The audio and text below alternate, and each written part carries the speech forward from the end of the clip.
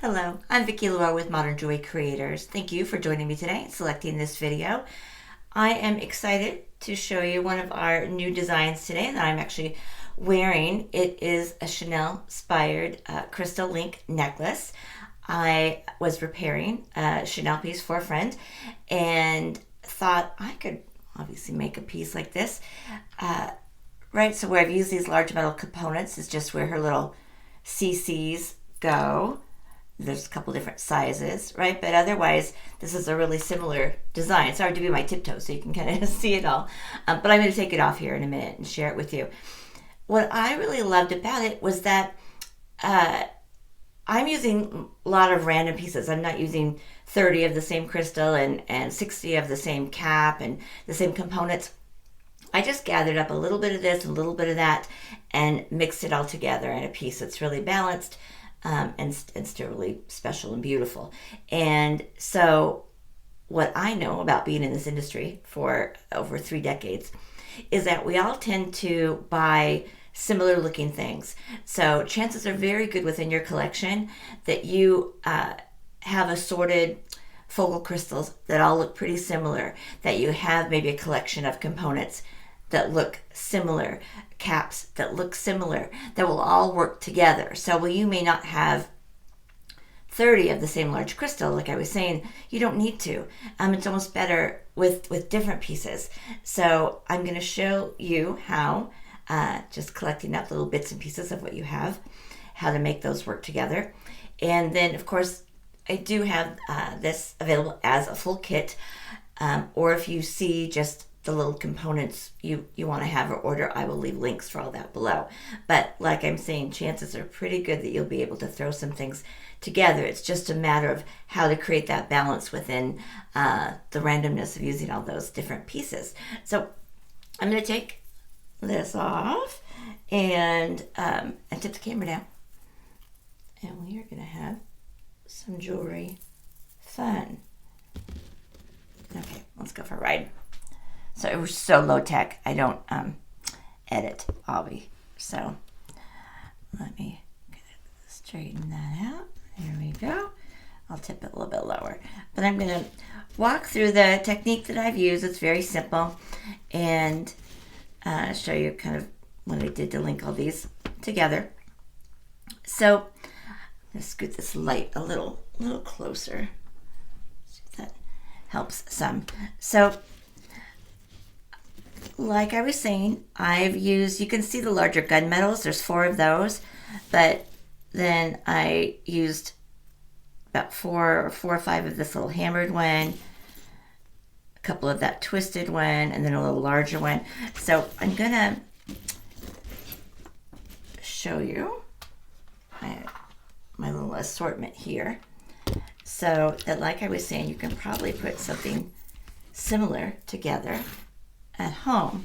So I got a little assortment of crystals that are about some are 10 or 8 millimeter, some are rondelles, some are ovals. The shape doesn't matter. What matters is that the luster and the colors work together, the luster, the finish, all that goes together really nicely.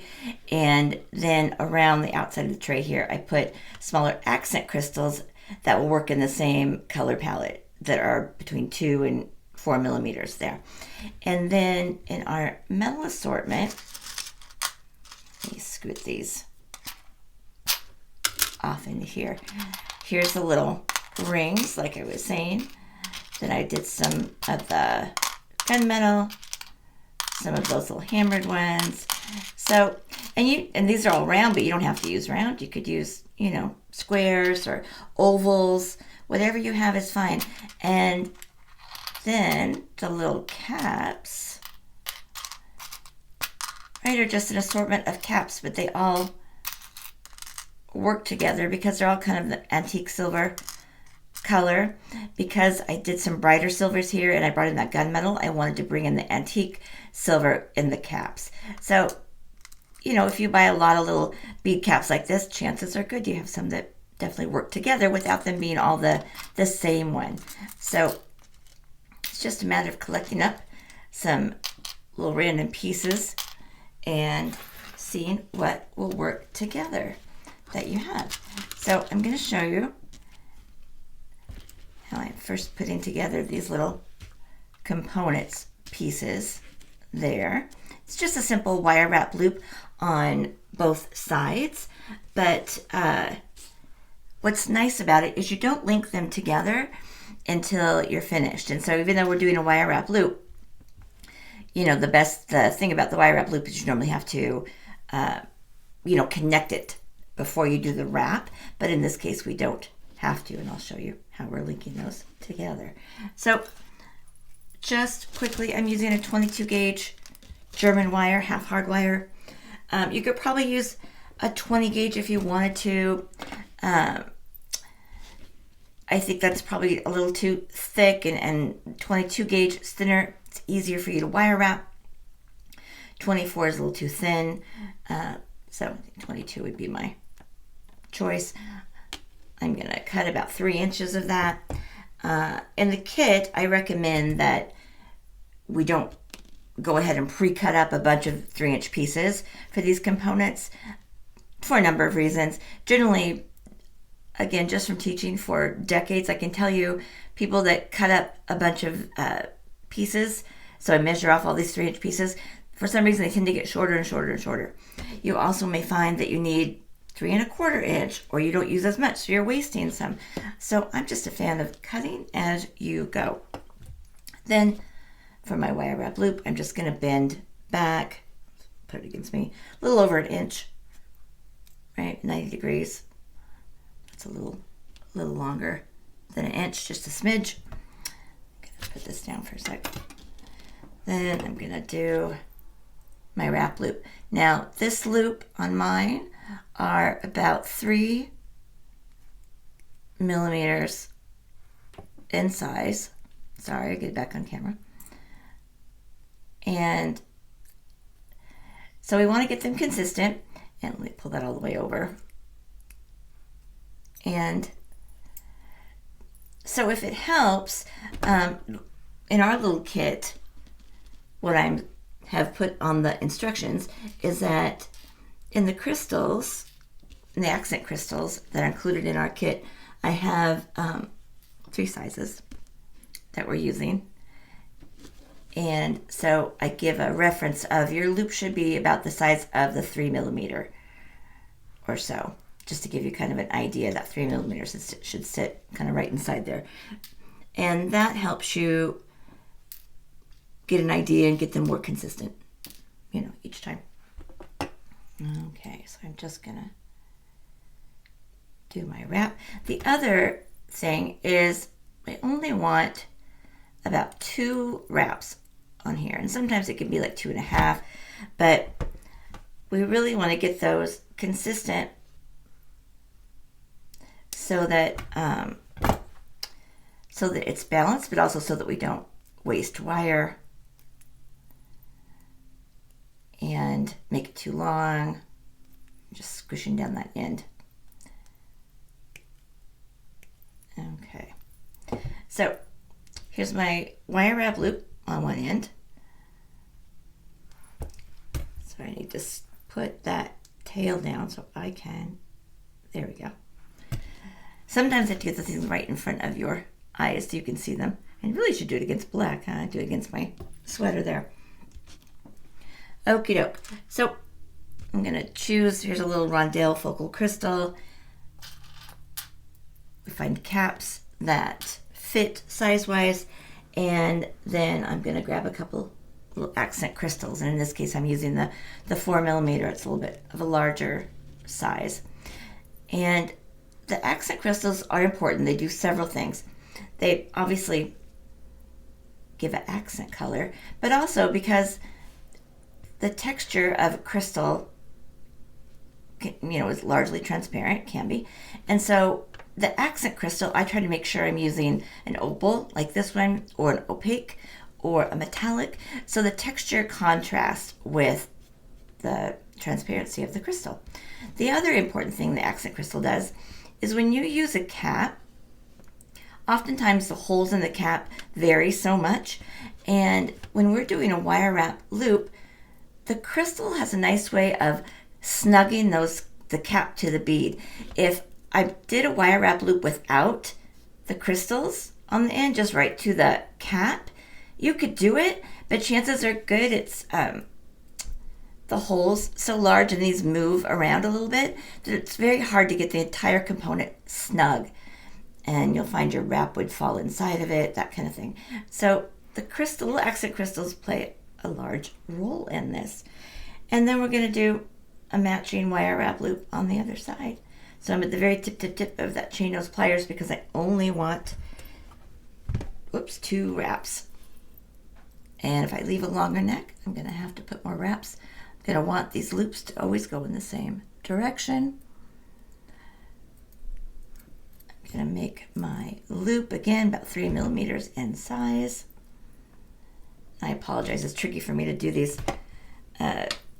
away from me, but I have entire videos on how to do wire wrap loops, and this is a good project to perfect them. What's beautiful about, again, this project is that normally you need to hook a wire wrap loop, connect it to something before you do the wrap, but in this project we do not. So that makes your looping and wrapping just smoother, easier, faster. That's really great. So generally for this piece, where is that necklace? Up down here. For this piece, I do all the different crystals up first. I have 17, just randomly, of these little components. And then I kind of laid out a little pattern here that I wanted to use. So maybe I want to use a larger one there.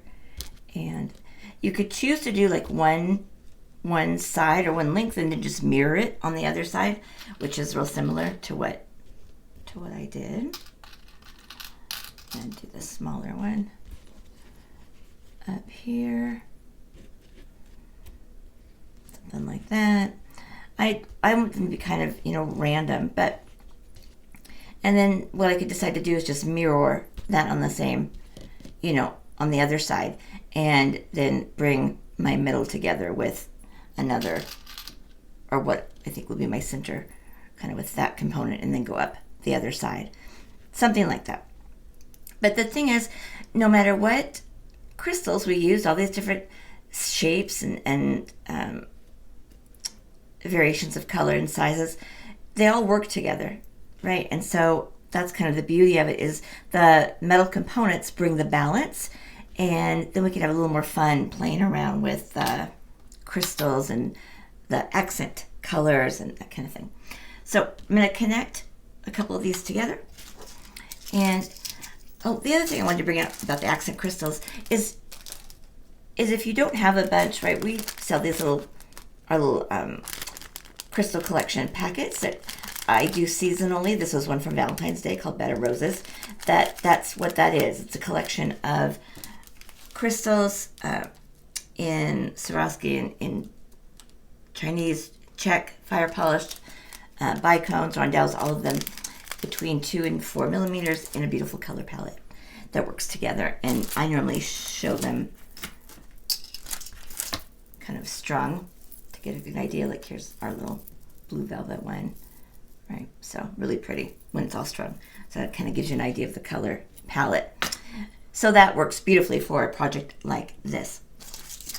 To link them together, I'm going to use this gorgeous little chain link chain. We have it by the foot. You could use different styles. The links come off, right? Ideally, you'd use 2 chain nose pliers would give you the best grip here, but you're going to open to the side like a jump ring, but they're not a jump ring. So you can't open and close them too often, but you could definitely do it a couple times. By the third time, it would probably break, so we want to be gentle. But then all we do, right, is link them together. And ideally, we want to be pretty sure of our pattern so that we don't have to open and close them too many times. But Right, then I'm just linking them together and then making sure to close that flush like you would a jump ring. Right, just like that. It's super, super easy. And that little textured chain, right, is so pretty that it just adds another beautiful kind of element with it. Whereas I don't like you losing the finished one. But, right, so we just link them all together. So if you want to make something like this, similar to it, I would suggest just digging out your crystals and finding a color palette or a mix that works. Then your little caps and some smaller accent crystals, and then a few different component pieces to mix in there. Or, like I said, I will link the kit below, but it's really very easy to put together. And I'm going to tip you back up before we say goodbye. It's not so bad, 15 minutes. Sorry for the jiggling around. So this particular one is 32 inches. Our little kit, if you use everything in their kit to make in one length, it's 32 inches, but you could definitely, and this doesn't have a clasp, but you could add a clasp and obviously make it shorter. You could also make a shorter one and a bracelet. You could leave a couple out for earrings.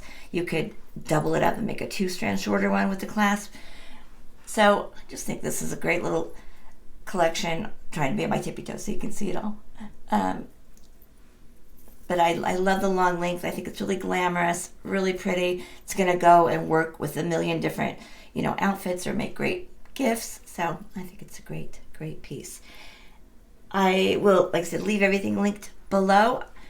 If you love making modern jewelry, I am here to share with you easy techniques, easy designs, and new designs every week. So I hope you'll consider subscribing, liking the video, leaving a comment down below to say hello. And until next time, please sparkle brightly like the star that you are. Mwah. Peace.